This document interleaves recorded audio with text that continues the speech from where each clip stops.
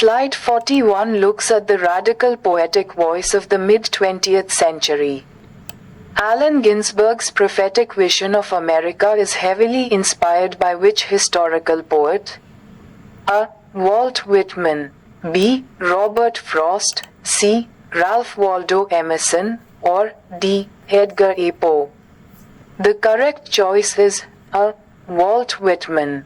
As a leading figure of the anti-establishment Beat generation, Allen Ginsberg drew intense, life-changing inspiration from the great 19th century poet Walt Whitman. Ginsberg adopted Whitman's signature long, rolling, unrhymed line structures, his raw prophetic voice, his radical democratic inclusivity, and his celebrations of the physical body. Ginsberg even features Whitman directly as a character in famous poems like A Supermarket in California. Let's look at why the other options don't match this specific poetic lineage. Robert Frost, option B, used highly traditional, restrained New England regional verse forms and colloquial speech. Ralph Waldo Emerson, option C, provided the foundational philosophical ideas of American transcendentalism, but Ginsberg's literal poetic form is directly Whitmanesque. Finally, Edgar Allan Poe, option D, focused on dark Gothic macabre, deep psychological terror, and strict formal metrics, which is the complete opposite of Ginsberg's open, streaming lines. Turning to slide 42. Let's explore global postcolonial geography. Who among the following writers represents the Sri Lanka diaspora? A. M. G. Vasanji. B. Cyril Debyeddine. C. Michael Ondaatje. Or D. Arnold H. Ithwaru. The correct answer is C.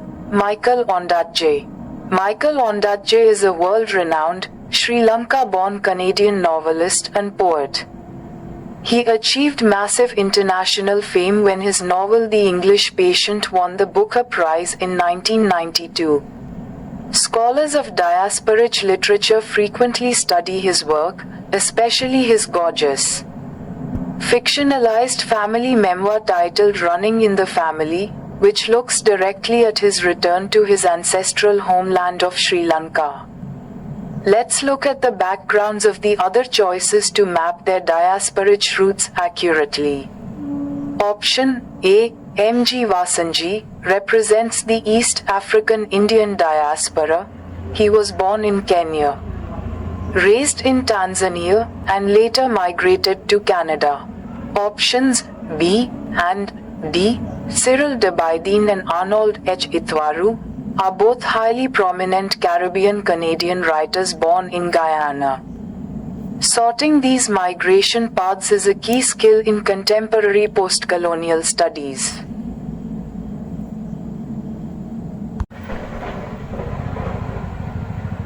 Slide 43 tests our knowledge of modern biography and film adaptations. The Academy Award-winning film Out of Africa is adapted from a literary work by which author? A. Alice Walker. B. Curray Blixen. C. Margaret Atwood. Or D. Alice Munro. The correct choice is B. Curray Blixen.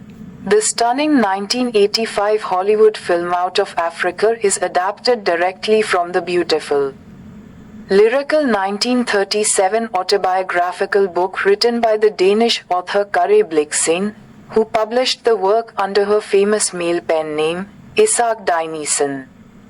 The memoir chronicles her real-life experiences running an extensive coffee plantation in colonial Kenya during the early 20th century. Let's look at the other major modern writers listed as distractors. Option A. Alice Walker is a celebrated African-American author best known for her Pulitzer Prize-winning novel, The Color Purple. Option C. Margaret Atwood is a legendary Canadian icon famous for dystopian masterpieces like The Handmaid's Tale.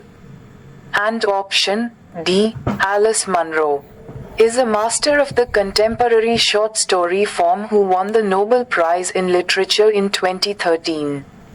Blixen stands alone as the voice of Out of Africa. On slide 44, we look at a text that essentially mapped out an entire modern academic field. Who wrote the foundational theoretical book The Empire Writes Back? Let's look straight at the correct trio, which is option D. Bill Ashcroft, Helen Tiffin, and Gareth Griffiths. Published in 1989, The Empire Writes Back.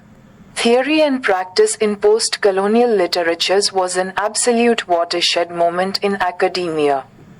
Co-authored by these three prominent Australian scholars. The book was the first major text to systematically analyze the distinct regional theories, linguistic strategies, and political resistance found across former British colonies. Let's look at how the distractors are designed to trick you. Options A, B, and C all craftily insert creative post-colonial novelists and theorists into the mix, such as the Kenyan writer Ngugi wa Thiong'o or the Nigerian author Chinua Achebe, or they substitute other prominent critics like Stephen Sleman. Remember this core trio: Ashcroft, Griffiths, and Tiffin. Slide 45 takes us deep into modern European drama theory. The radical concept of the theater of cruelty is associated with which theorist? A. Stanislavski, B. Grotowski, C. Antonin Artaud, or D. Eugenio Baba.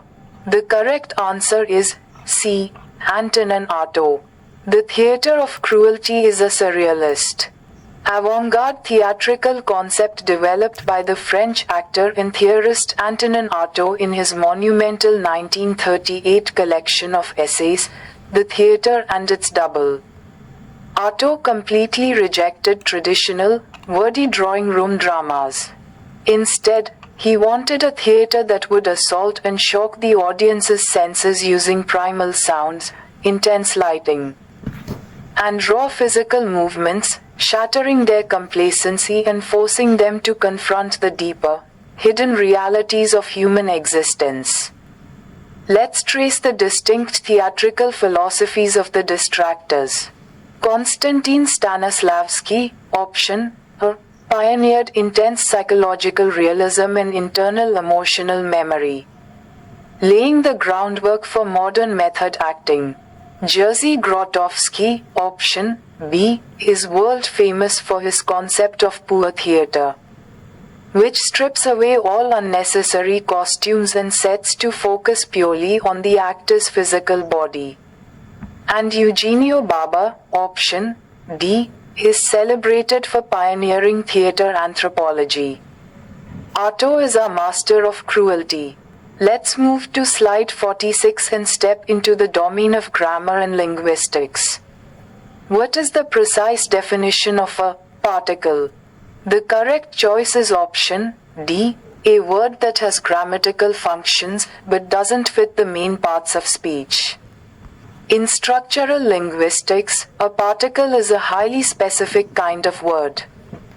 It is completely invariable, meaning it never changes its form, and it performs a vital grammatical function without easily fitting into the traditional 8 parts of speech categories like nouns, verbs, or adjectives. Perfect examples of particles include the infinitive marker, to, in phrases like, to go, or the word, up, when it functions as part of a phrasal verb like, give up. Let's define the literary items mentioned in the distractors to see why they are completely irrelevant to this linguistic question. Option A describes a patchwork text composed of words, sentences, and passages gathered from entirely different authors. This is historically called a cento or a pastiche. Option B, a sharp satirical poem, includes genres like a lampoon. And option C, A poetic love song includes forms like a lyric or a madrigal.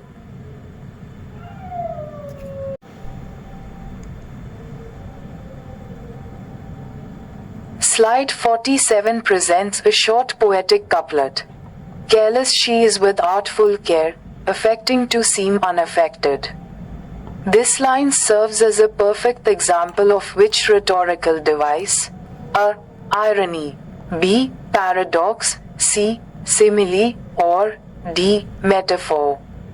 The correct choice is B. Paradox. A paradox is a statement or a phrase that appears completely self-contradictory on the surface, but when you look deeper, it reveals a profound psychological truth. This couplet is beautifully packed with direct contradictions. How can someone be careless using artful care? And how can you actively affect or pretend to be completely unaffected? By using these clashing terms, the poet reveals a brilliant truth about human vanity, the deliberate, highly calculated pretense of trying to look entirely natural and effortless. Let's look at why the other options are wrong. Irony, option A, requires a general contrast between surface expectation and literal reality, rather than this specific type of self-contradictory phrasing. Simile, option C, is a direct comparison that requires explicit markers like, or as. And a metaphor, option D, is a figurative equation that directly states one thing is another without using comparative words. On slide 48, we look at the mechanics of poetic rhythm. A metrical foot containing a stressed syllable, followed immediately by an unstressed syllable, is known as what? A. Anapest. B. Iamb. C. Trough. Or D. Dactyl. The correct answer is C. Trough. In English prosody, a trough is a two-syllable poetic foot where the rhythm drops from a heavy, stressed syllable down to a light, unstressed syllable. A perfect example is the word tiger from William Blake's poem. It is the exact mirror image inverse of the standard English iambic foot. Let's define the other essential metrical feet listed as distractors. Option A, an anapest, is a rolling, three-syllable foot that goes unstressed, stressed, like the word understand. Option B, an iamb, is the most common two-syllable foot in English verse, moving from unstressed to stressed, like the word above. And option D, a dactyl, is a sweeping, three-syllable foot that moves from a stressed syllable down through two unstressed syllables, like the word poetry. Keeping these rhythms straight is highly useful for scanning verse. Turning to slide 49, let's look at the strict structural rules of the sonnet form. What is the exact rhyme scheme utilized in a traditional Spenserian sonnet? Let's look at our options and select D. Above, B. C. B. C. C. D. C. D. E. Edmund Spenser modified the traditional English or Shakespearean sonnet form to create his own highly distinct variation for his famous sonnet cycle, the Amoretti. What makes the Spenserian sonnet incredibly unique and difficult to write is how it weaves its quatrains together using overlapping, interlocking rhymes. Notice how the B rhyme from the first quatrain links directly into the second quatrain, and the C rhyme links the second quatrain directly into the third quatrain, before ending with a final rhyming couplet. This requires an incredibly high level of rhyming virtuosity. Options A, B, and C are all incorrect. Distorted configurations that fail to properly map out this strict, interlocking rhyme scheme that Spenser made famous. We have made it to our final slide, Slide 50. Let's look at our last question. Using the expression, the crown, to refer to the entire legal institution of the monarchy is an example of which figure of speech? A. Metonymy, B. Synecdoche, C. Irony, or D. Metaphor. The correct answer is A. Metonymy. Metonymy is a powerful figure of speech where something is not referred to by its own literal name, but instead by the name of an object that is deeply and closely associated with it in culture or history. Because a physical, golden crown is an object instantly associated with royal governance and state power, using the word, the crown, to mean the king or queen, is a textbook example of metonymy. Let's clarify the distractors, especially option B, which is the most common point of confusion. Synecdoche requires a literal, physical part to whole or whole to part relationship. For example, saying all hands on deck, where hands are a literal physical part of the sailors' bodies. A crown is an external object, not a body part of the monarch, making it metonymy. Option C, irony, implies a gap between surface meaning and reality. And option D, metaphor, states an imaginative comparison between two completely unrelated items. And that brings us to the end of our lecture paper analysis. Thank you so much for your active listening. Keep reviewing these terms, and I will see you all in our next session.